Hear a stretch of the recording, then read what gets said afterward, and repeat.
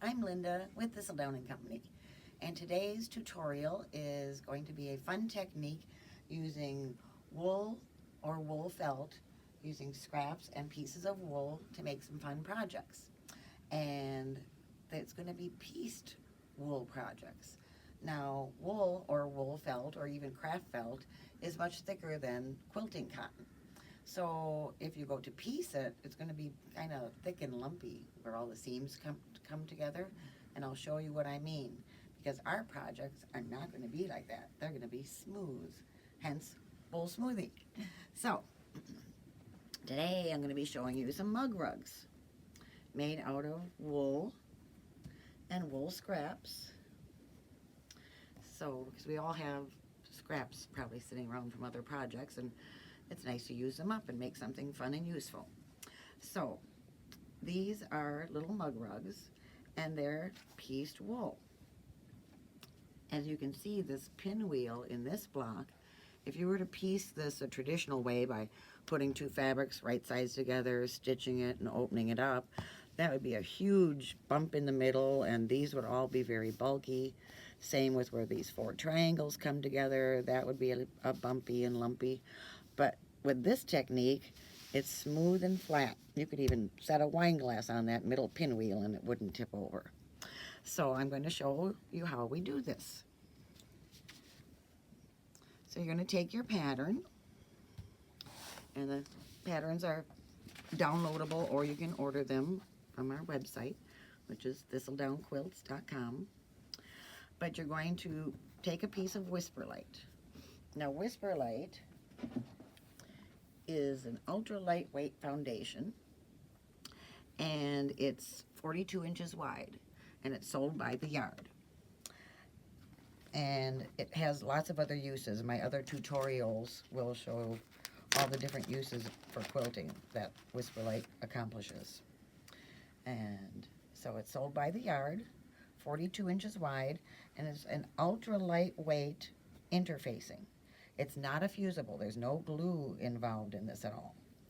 So it's very, very useful, but that's what we're using today, is the Whisper Light. Okay. So you're going to cut a piece of Whisper Light, and you're going to lay it on your pattern, and then you're going to take and you're going to pin it. And I use flathead pins, and I'll tell you why in just a moment. You'll see. You're going to pin it to your pattern, and then you're going to take an ordinary pencil or a friction marker, either one. I'll show you both. And then you're going to trace all the lines onto the Whisper Light. And as you can see, I'm going over the pins, but because they're flat, my ruler is not rocking. So that's why I like the flathead pins for this use. So then you're going to take your pencil, and you're going to trace all of the lines onto the Whisper Light. Like I said, you can use a pencil, or you can even use a friction pen. Either one, whichever you have handy. Now the friction pen, after you draw, if you take heat to it, if you just take a warm iron and touch it to it, the marks disappear. So you can use either one. But anyway, you're going to trace this whole thing, but I'm not going to do the whole tracing today. I don't want you to fall asleep here. Okie doke. So you're going to trace your diagram, and ta-da, here's one all done. So this one's been traced, and I've also sprayed it with spray-based. Now spray-based, I love this product. I love it for basting quilts and for this. Make sure when you buy spray-based, you're buying a basting spray or basting adhesive. This is made by Spray and Bond. It's not a spray adhesive. There's a big difference. Spray adhesive is glue, and if you use that, you're going to gum up your machine, and it's going to be a big hot mess. So make sure that you buy basting spray. And when you do spray it, and I usually do my basting spraying either in the basement in the winter. In nicer weather, I'll do it out on the deck or, you know, out on the driveway or in the garage or something like that. So, because it does have some fumes, but it's not horrible. And a project like this, you're barely spraying. So you're going to take it and you're just going to go psh, psh, psh, psh. Good sound effects, huh? Real quick spray. You're not going to soak it down. You're not painting it. You're just pss, pss, pss, just a quick spritz. And then it's tacky. See? So now that you've got your basting spray on it, it's kind of like doing a puzzle. The pattern's going to tell you what pieces to cut and what colors to cut. And then you're going to simply put them in place like a puzzle. So you're going to lay your pieces on the whisper light that has been sprayed with the basting spray. And you're just going to keep building all your little pieces.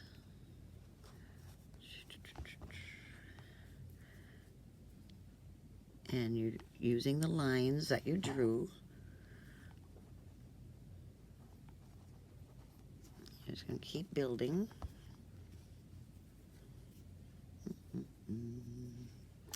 Let's see. Yes.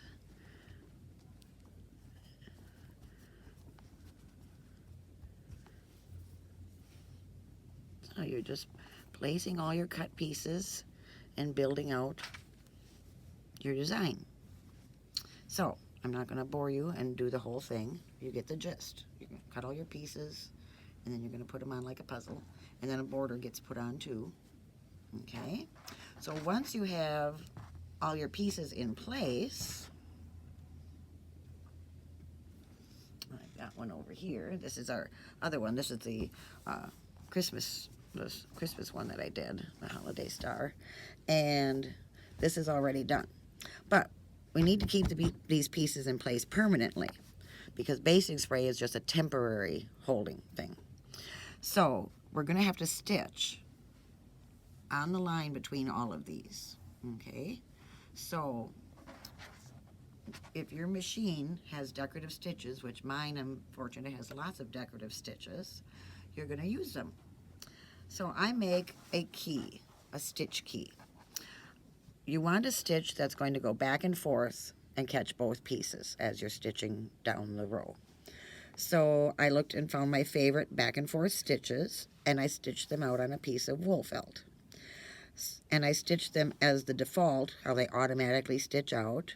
And then I stitched them again and changed the length and width, and I wrote down what length and width they stitched out at. So then when I sit down to do these projects, I simply get out my stitch key, decide on a stitch, and then I'm not hunting for it in the machine and trying to figure out what it looks like and all that. So I've done that. So on this one, I'm using just the ladder stitch. It just looks like kind of a ladder, or a blanket stitch going both ways. So I'm going to take it over to the machine, and you're just going to stitch all the way along a continuous, like this here, this goes continuous. So I can just stitch that whole long row without having to stop or start. And you're going to start right at the beginning.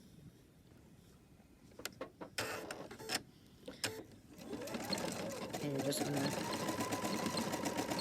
keep the middle of your foot going down that seam. The machine squeaks. It sounds like there's a little bird in there.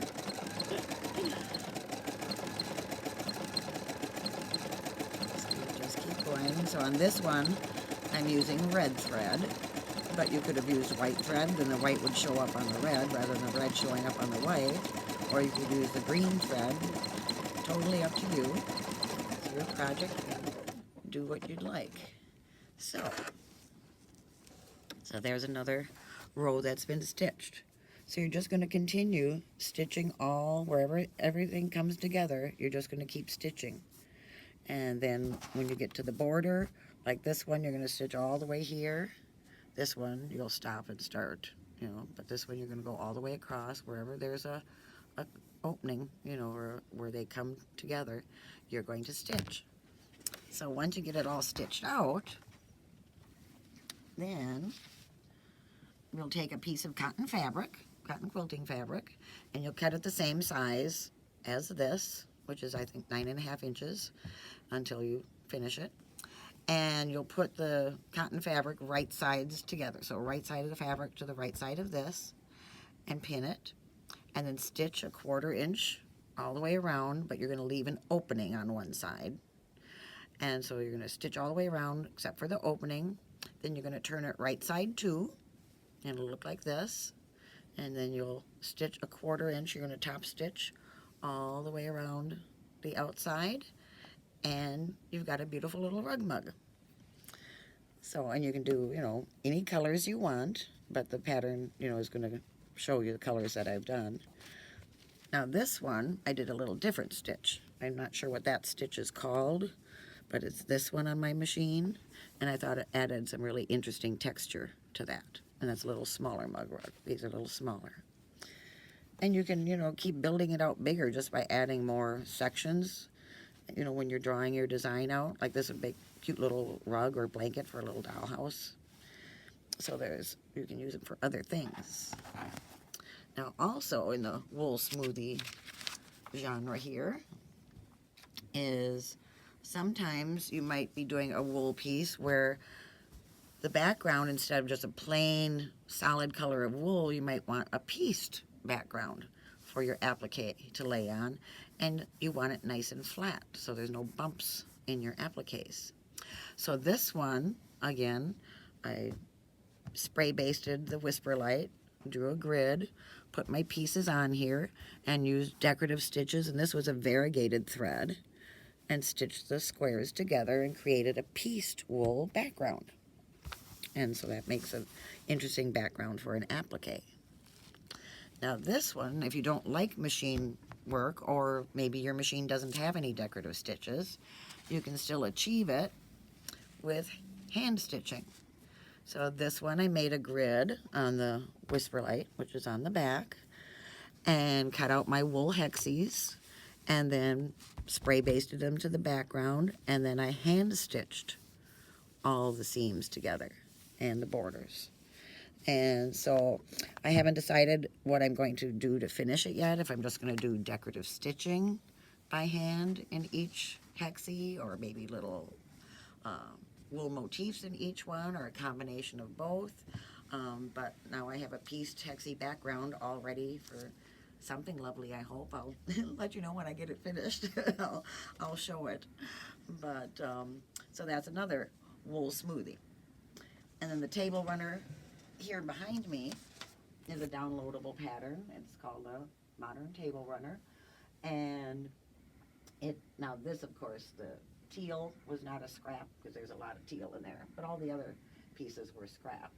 But this pattern, it's the same thing. You draw the grid and then spray baste it and put your wool on there. Now this one, because it was so long, I spray basted in sections. And so I drew the whole thing, spray basted a section, laid it on, spray basted, you know, and covered it up and laid it on. You can do it either way. And then all the decorative stitches, I did a couple different kinds. And then I just did some lineal stitching, straight stitching in some of the plain areas. And then this one, I actually put a binding on it like a quilt, rather than just turning it right sides to, like we did with the mug rugs. So those we just turned right side to. So that's a fun table runner that you can put together, and of course any colors that you like. So that's what I call a wool smoothie, and it's something fun you can do with your wool scraps, or just buy wool and make some if you like them. And I hope you'll give it a try. I hope you like it. If you enjoy my tutorials, please share and subscribe, and happy stitching.